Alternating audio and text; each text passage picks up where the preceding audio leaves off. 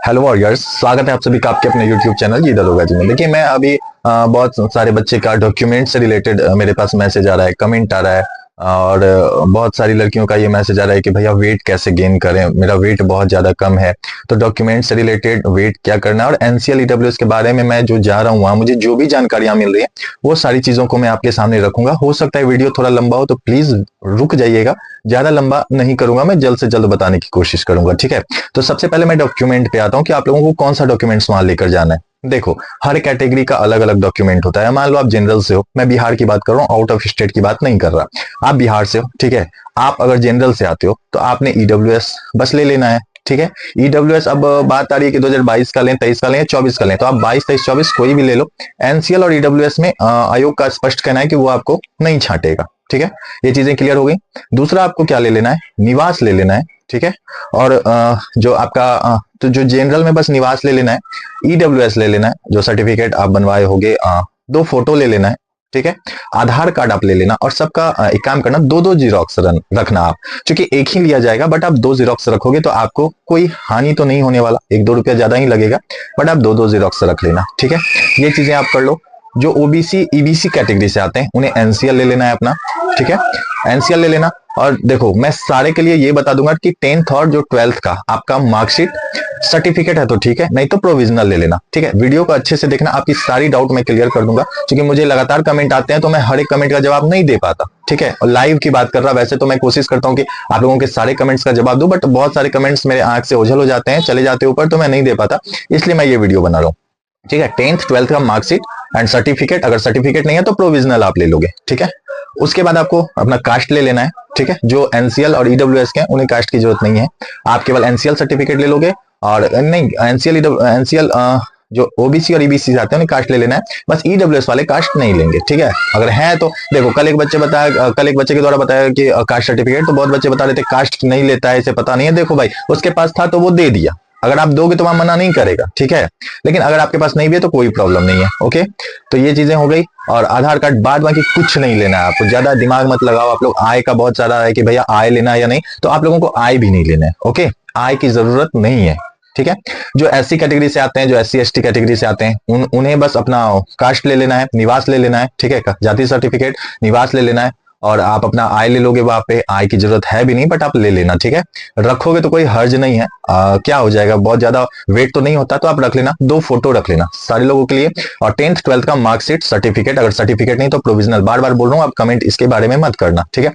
तांती तत्वा वाले बहुत बच्चे परेशान है कि भैया तांती तत्वा से आते हैं, एससी से रिजल्ट आया है, क्या करें। तो आप लोग एक काम करो यार, जाकर वो भी ये आप लोग को ईबीसी में डाल दिया है तो एक एनसीएल बनवा लो, क्या प्रॉब्लम है। एनसीएल लेके जाना, मांगेगा तो देना, नहीं मांगेगा तो नहीं देना, क्योंकि अभी तक ताती तत्व वाले बच्चे वहां पे मिले नहीं है, इसलिए उनसे क्या डॉक्यूमेंट्स लिया जा रहा है ये चीजें कंफर्म नहीं हो पाई है। हो सकता है आए भी होंगे, क्वालिफाई भी हुए होंगे, बट मेरे पास नहीं आए, नहीं मैं मुझे कोई ऐसा बच्चा मिला ताती तत्व वाला जो मैं आपको पूछकर बता दूं, ठीक है। डॉक्यूमेंट्स में हो गई सारी चीजें क्लियर।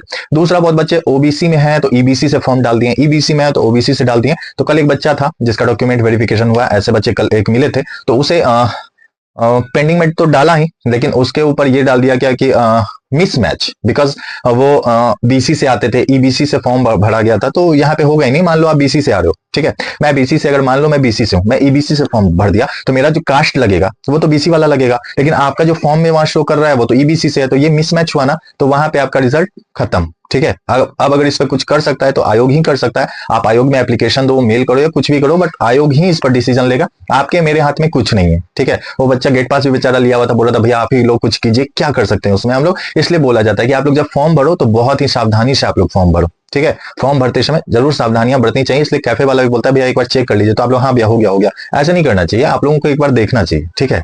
आपका क्या जा रहा है, वो पैसा ले रहा है ना, पैसा लेके आपका फॉर्म भर रहा है, तो आप क्यों इतना हड़बड़ी में हो, तो आपको एक बार देखना चाहिए था, आप नहीं देखते हो, ये गलतियां हो जाती है।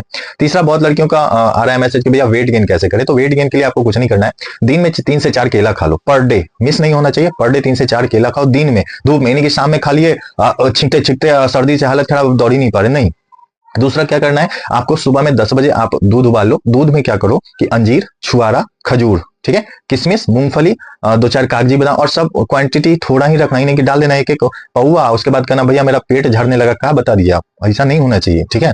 एक क्वांटिटी होना चाहिए। मान लो 5 से 7 दाना काजू डाल दिए, थोड़ा सा मूंगफली डाल दिए, थोड़ा सा 4-5 दाना कागजी बादाम डाल दिए, अखरोट डाल दिए, उसमें अंजीर 2-3 डाल दिए, ठीक है। ये सारी चीजें, छुआरा जो ब्लैक वाला आता है ना छुआरा, वो डाल देना 2-3, खजूर डाल देना, ठीक है। ये सारी चीजों को फूलने दे दो। शाम में फिजिकल करने जाते हो, शाम में जिन लड़कियों का वेट कम है उन्हें तो एक ही टाइम करना है फिजिकल, 2 टाइम ग्राउंड पे जाना भी मत गलती से, ठीक है। एक टाइम जाओ, एक ही टाइम में करो आप, ठीक है।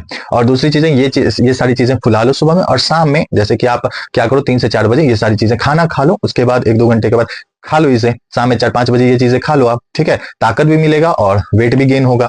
दूसरा क्या करना है, खाना खाने के बाद मीठा खाया करना, ठीक है। मीठा खा लोगे तो प्रॉब्लम क्या होता है कि मीठा से वेट गेन होता है, कार्बोहाइड्रेट ज्यादा होता है, फैट उसमें, तो आप ये खा लो, मीठा खा लो। खाना खाने के बाद 1 चम्मच शहद पर डे खाया करो।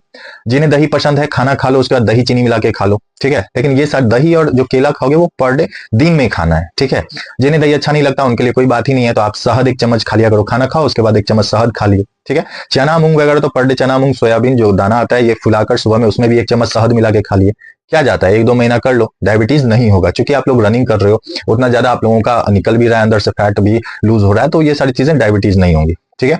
तीसरा बहुत बड़ा मुद्दा है एनसीएल ईडब्ल्यूएस पेंडिंग को लेकर बहुत सारे बच्चे परेशान हैं।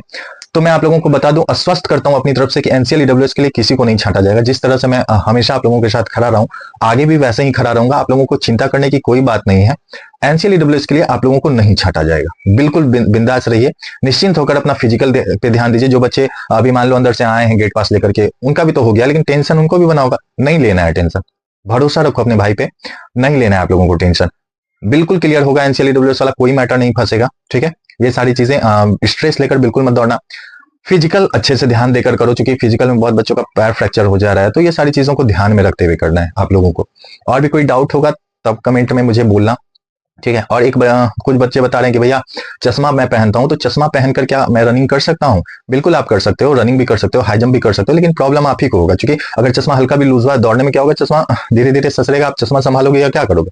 हाँ, तो ठीक है, चश्मा अगर आप पहन के कंफर्टेबल हो तो चश्मा पहन के ही सारी चीजें, सारी इवेंट कर सकते हो, कोई प्रॉब्लम नहीं है, ठीक है। और बहुत बच्चे मुझे बता रहे हैं कि भैया मेरा हाई जंप नहीं हो रहा है, मेरे से गोला नहीं हो रहा है। तो अगर आपको ये इन्फॉर्मेशन चाहिए तो आप मेरे व्हाट्सअप नंबर पे मैसेज कर देना। मेरा व्हाट्सअप नंबर नोट कर लो, 8986458655, ठीक है। आप इस पे मुझे मैसेज कर देना, मैं आप लोगों को जो भी इन्फॉर्मेशन अपनी तरफ से, देखो मेरा यही कोशिश रहा है कि आप लोगों को बेस्ट इन्फॉर्मेशन दूं, ताकि आप जहां जाओ वहां से आपका वो हर एक इवेंट क्लियर हो।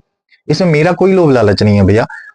बहुत मुझे भी बुरा लग जाता है जब मैं, कल ही क्या हुआ कि एक बच्चा गेट पास लेकर के आया था, तो उससे बहुत सारे लोग पूछ रहे थे, वहां पे मैं नहीं गया उस टाइम पे। जब वो फ्री हुआ उसके बाद मैं गया, मैं उसे बोला भाई सुनना, तो वो नहीं सुना और वो चला गया घूम के।